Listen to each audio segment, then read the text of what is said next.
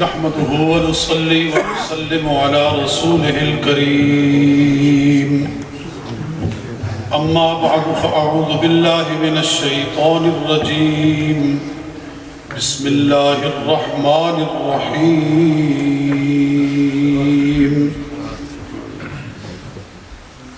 إن أولياؤه إلا المتقون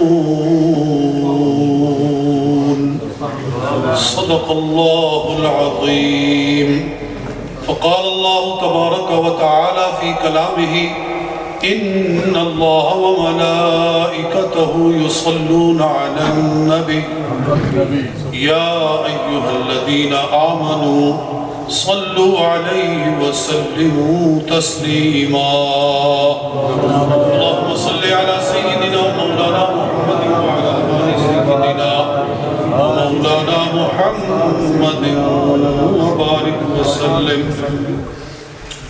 نہایت ہی معزز و محترم حاضرین و سامعین اور اسٹیج پہ جلوہ فرما علماء ملت اسلامیہ اور تمام جتنے بھی احباب تشریف لائے ہیں،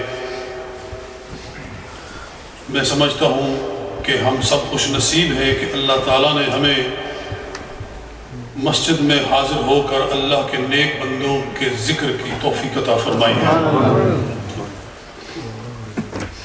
پیر طریقت رہبر شریعت شیخ العالم حضرت علامہ مولانا پیر محمد علاء الدین صدیقی رحمت اللہ تعالیٰ علیہ کی یاد میں آج کی تقریب سعید ہے، اور ہمیں ان سے بارہا ملاقات کا شرف حاصل ہوا۔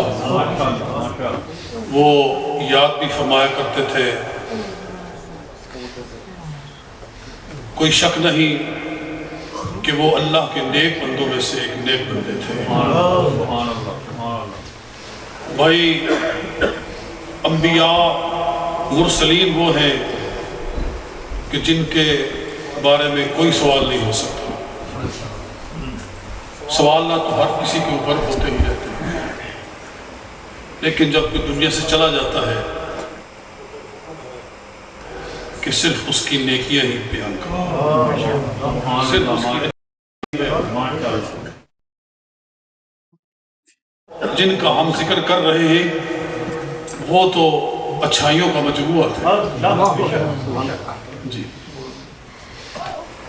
آج میں ضرور یہ بات کہنا چاہتا ہوں کہ پیروں کی بہتات ہو گئی ہے۔ جی،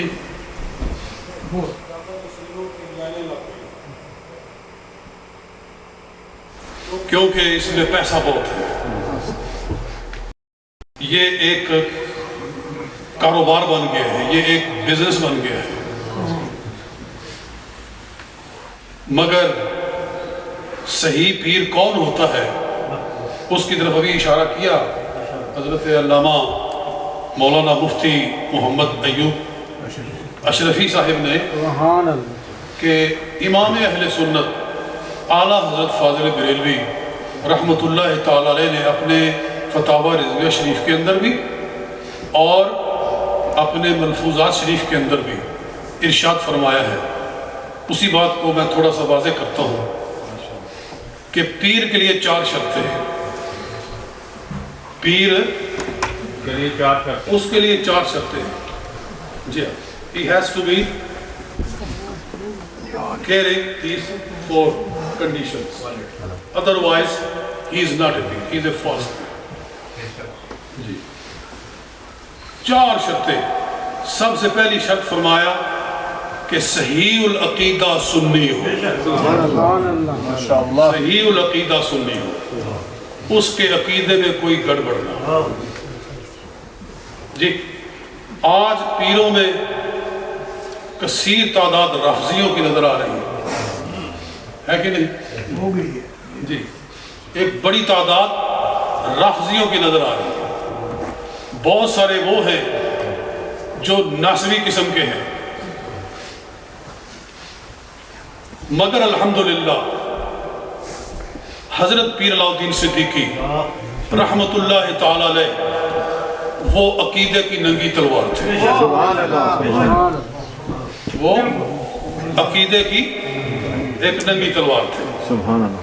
وہ پکے پیور سنی تھے اور اسی رستے پہ چل رہے تھے جس رستے پہ حضرت مجدد الفسانی چلتے رہے. یہ تو سلسلہ ہی نقشبندی ہے, یہ تو سلسلہ ہی حضرت مجدد کا ہے. وہ کھرے مجددی تھے. اور میں سمجھتا ہوں کہ جو اس آستانے سے وابستہ ہوگا انشاءاللہ اس کے اندر بد عقیدگی کے جراثیم نہیں آئیں گے. جی وہ نہ رافضی بن سکے گا, نہ وہ ناصبی بن سکے گا, نہ وہ خارجی بن سکے گا, نہ وہ تفضیلی بن سکے گا. وہ رہے گا تو پکا سچا سنی بریلوی اور حنفی رہے گا.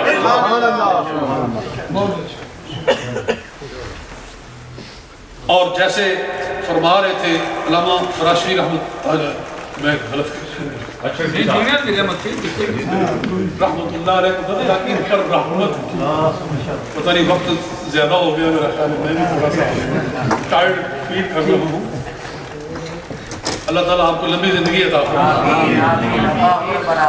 کہیں ناراض نہ ہو جائے. جی آپ میرے بڑے پیارے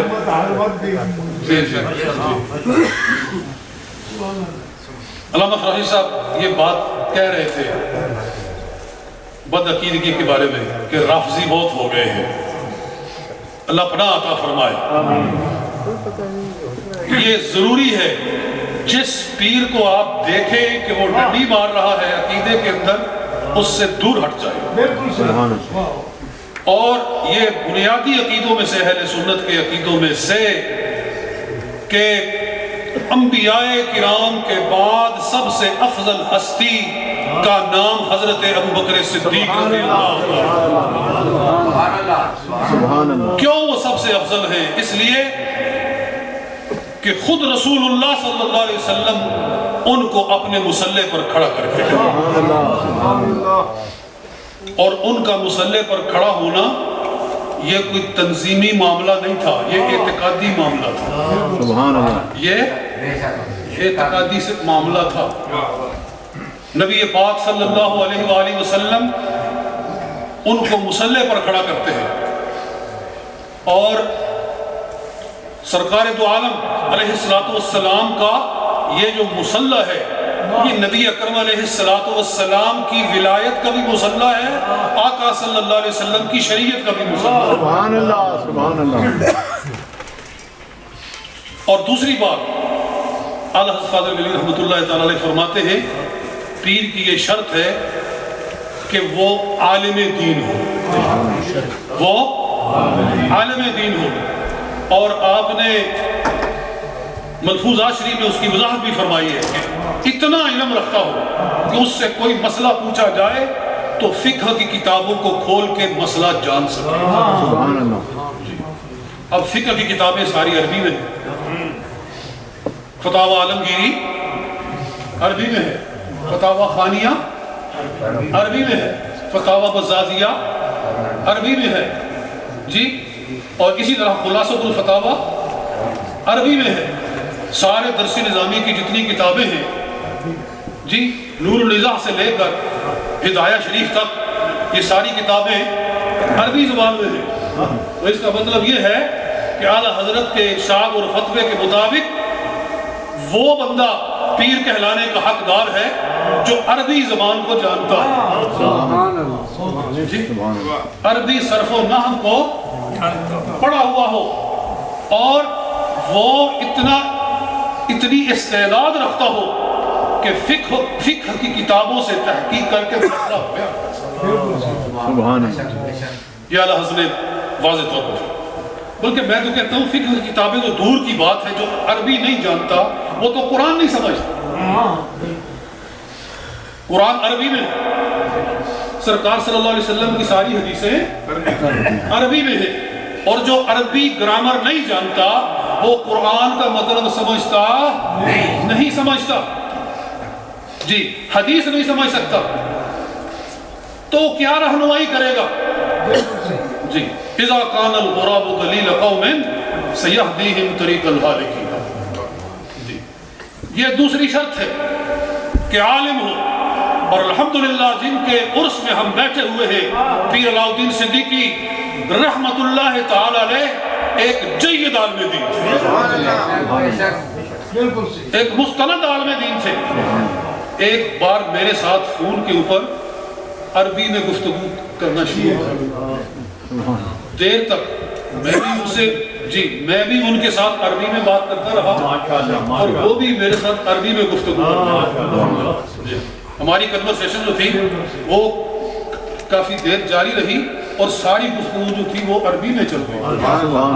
مجھے محسوس ہوا کہ فلوئنٹلی اور بڑی یعنی کہ وہ تسلم کے ساتھ اور وہ بڑے تسلسل کے ساتھ عربی زبان کو بولتے تھے اور سمجھتے تھے.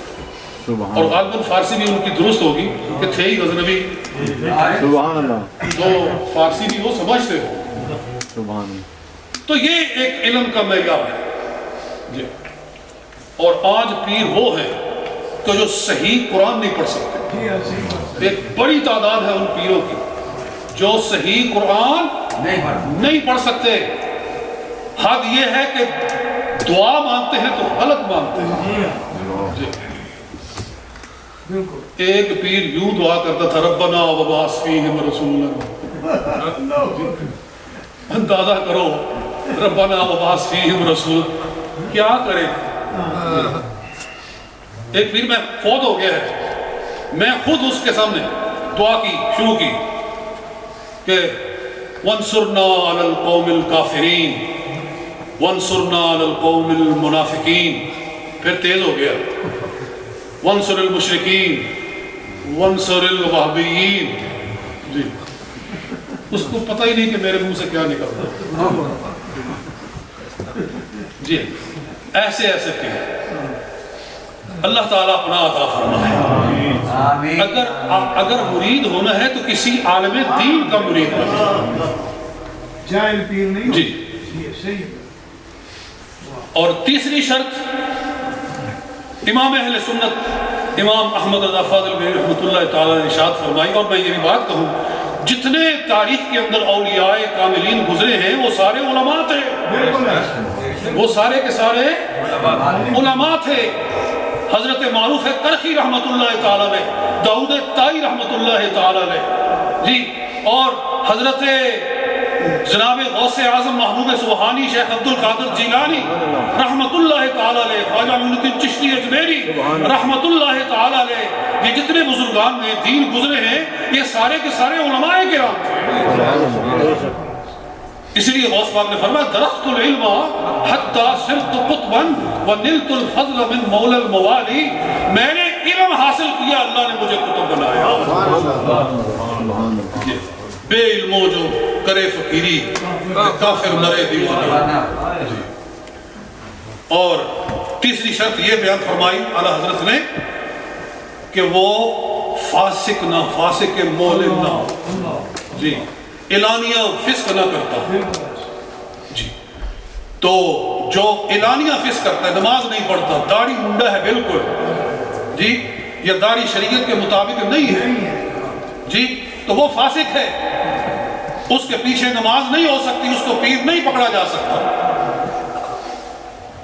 اگر دیکھنا ہے تو حضرت پیر علاؤ الدین صدیقی رحمت اللہ تعالیٰ علیہ کو دیکھو کہ چہرہ کیسے سنت مصطفیٰ سے جگمگا رہا تھا جی، اور ان کے صاحبزادگان کس طرح صحیح سنت کے مطابق ان کا چہرہ ہے. اور میں ان کے سارے مریدین سے بھی عرض کرتا ہوں کہ وہی چہرہ اپنا لو جو تمہارے مرشد کا جی، اپنا چہرہ سنت مصطفیٰ صلی اللہ علیہ وسلم کے مطابق کر لو. ایک مٹھی داڑھی جو ہوتی ہے یہ سنت ہے نبی اکرم صلی اللہ علیہ وآلہ وسلم کی. یہ سنت موقع ہے بلکہ اس کو واجب کہا گیا ہے جی. صحیح بخاری کی حدیث ہے کہ حضرت عبداللہ ابن عمر رضی اللہ تعالی عنہ، آپ نے اپنی داڑھی کو پکڑا، آپ نے احرام کھولا، احرام کھولنے کے بعد آپ نے اپنی داڑھی شریف پکڑی، یہ صحیح بخاری ہے، اپنی داڑھی شریف کو پکڑا اور جو مٹھی سے زائد تھا اس کو کاٹا اور کہا کہ فعلت ما رأیت رسول اللہ صلی اللہ علیہ وسلم یفعل، میں نے وہی کیا ہے جو میں نے اپنے آقا و مولا محمد مصطفیٰ صلی اللہ علیہ وسلم کو کرتے دیکھا ہے۔ تو کلیئر ہو گیا کہ حضور علیہ السلام کی داڑھی شریف مٹھی برابر۔ ایک آدمی کی بے تحاشا داڑھی تھی، لمبی داڑھی، حضرت فاروق اعظم رضی اللہ تعالیٰ عنہ کے سامنے آیا، امام بدر الدین عینی نے اسی حدیث کے نیچے اس روایت کو بھی نقل کیا ہے عمدۃ القاری کے اندر، آپ نے اس کی داڑھی کو پکڑا، مٹھی پکڑا اور اس کے نیچے سے کاٹ دیا۔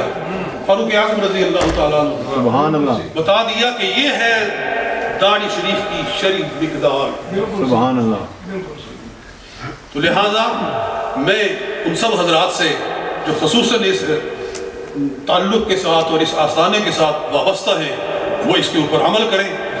باتیں تو اتنی ہیں کہ میں ساری رات لگا رہوں تو نہیں وہ ختم ہونے والی۔